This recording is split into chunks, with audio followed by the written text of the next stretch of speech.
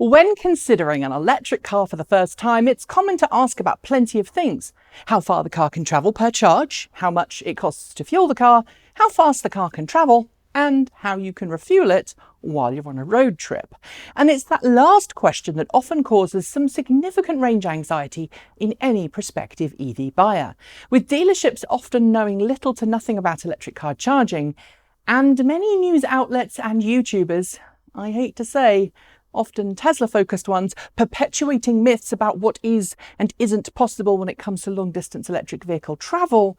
Many prospective buyers simply give up and decide that owning an electric vehicle is just too complicated.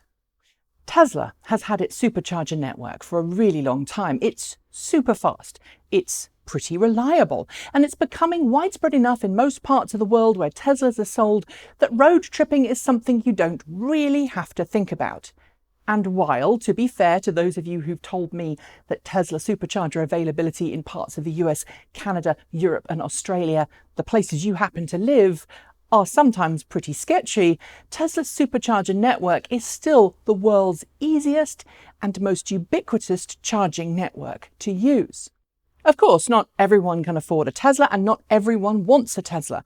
And for everybody else, there's a terrifying plethora of different charging networks and standards to navigate.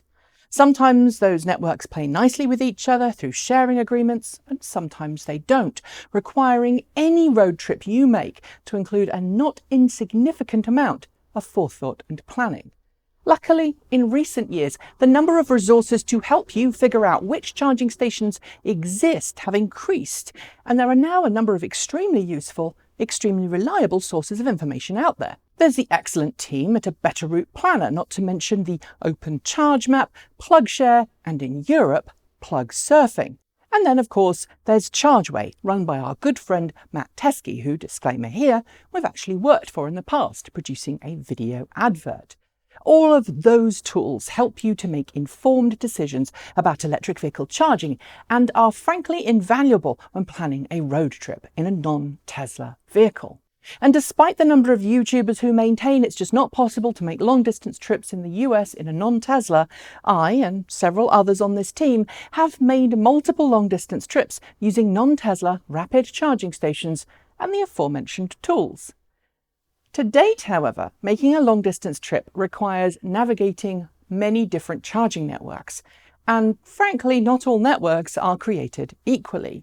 But earlier today, Electrify America, a company which, yes, was founded by Volkswagen as part of its court-ordered penance for the Dieselgate debacle, has announced it's now possible to travel from Los Angeles to Washington, D.C. using just its network of high-power rapid charging stations, no other networks, provided you're driving an electric vehicle capable of at least 70 to 80 miles of range per charge. And frankly, given the fact that some of those pass over mountains, I'm actually going to say a range of 100 miles to be super safe.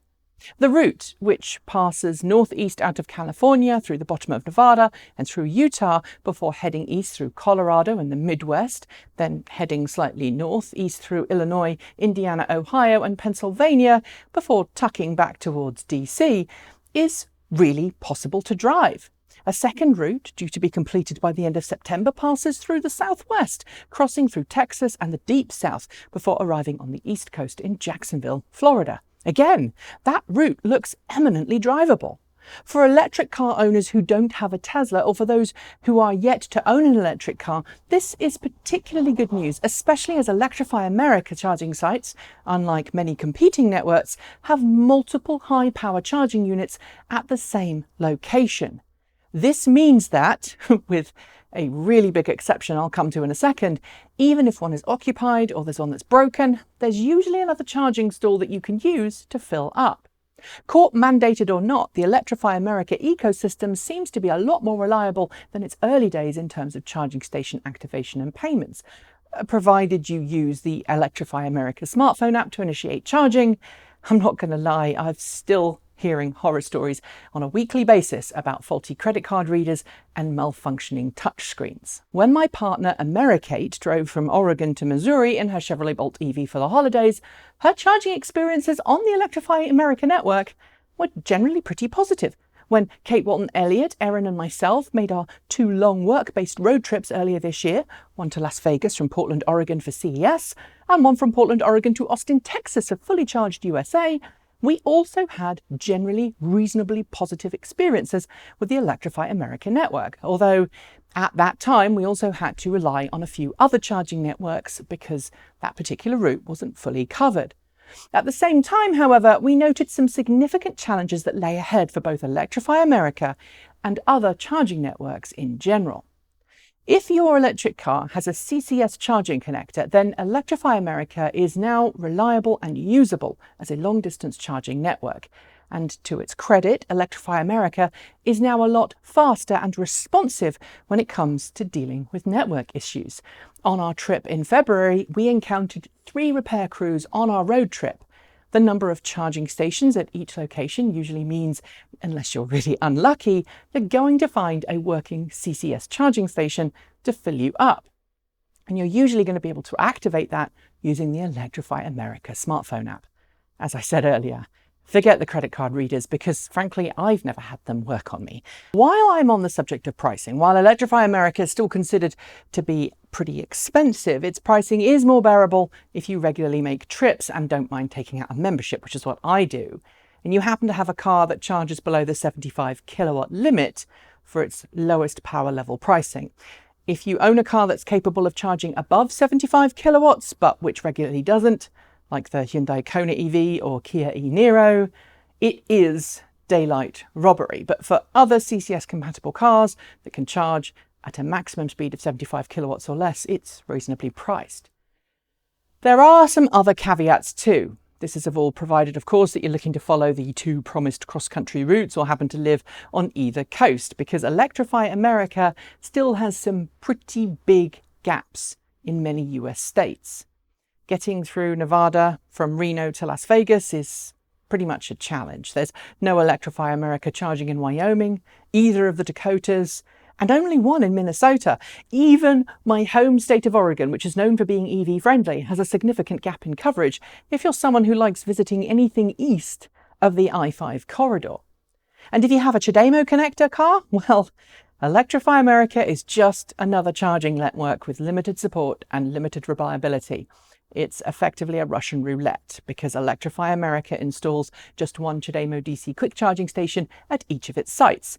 That is a single point of failure which, if intrepid friends who own CHAdeMO compatible cars and still make long distance trips are anything to go by, these stations will and do fail, at which point you're trapped in the same hell that you've been trapped in for the last 5 to 10 years, never knowing if the next charging station works or not. But for CCS car owners, Electrify America is becoming a convenient and simple way to refuel on the road. While it's not at the level of ubiquity and reliability yet of the Supercharger network, and some people do complain about the pricing, its redundancy allows you to put aside charger anxiety.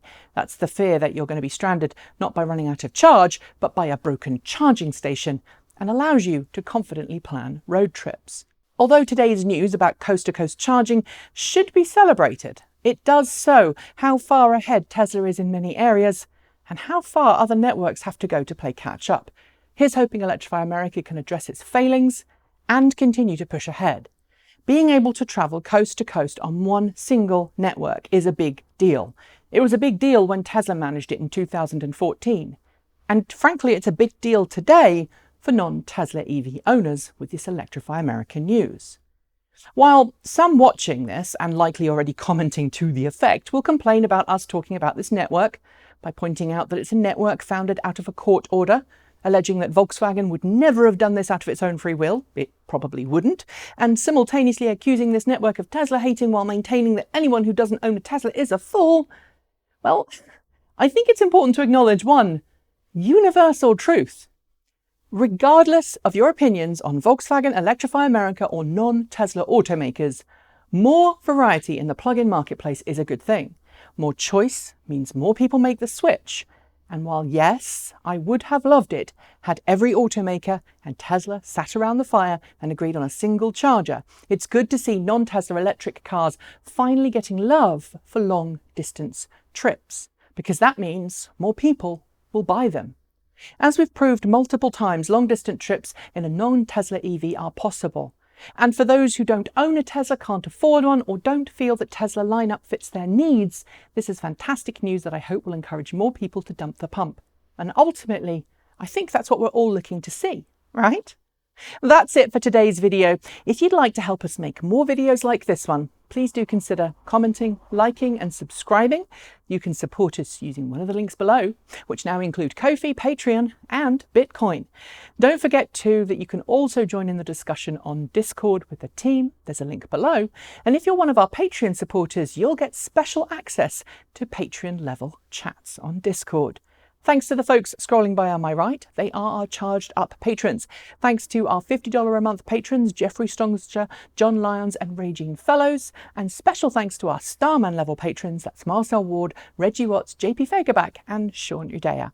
If you're looking for something else from the channel, then hopefully you know the rules by now. Google thinks you will enjoy that one, so check it out if you haven't. And I'll be back tomorrow with more great content for you all to enjoy. In the meantime, enjoy the rest of your day, wash your hands, stay safe, and work to become a better, kinder person. Strive for equality, challenge yourself, and remember to treat others as you would like to be treated yourself.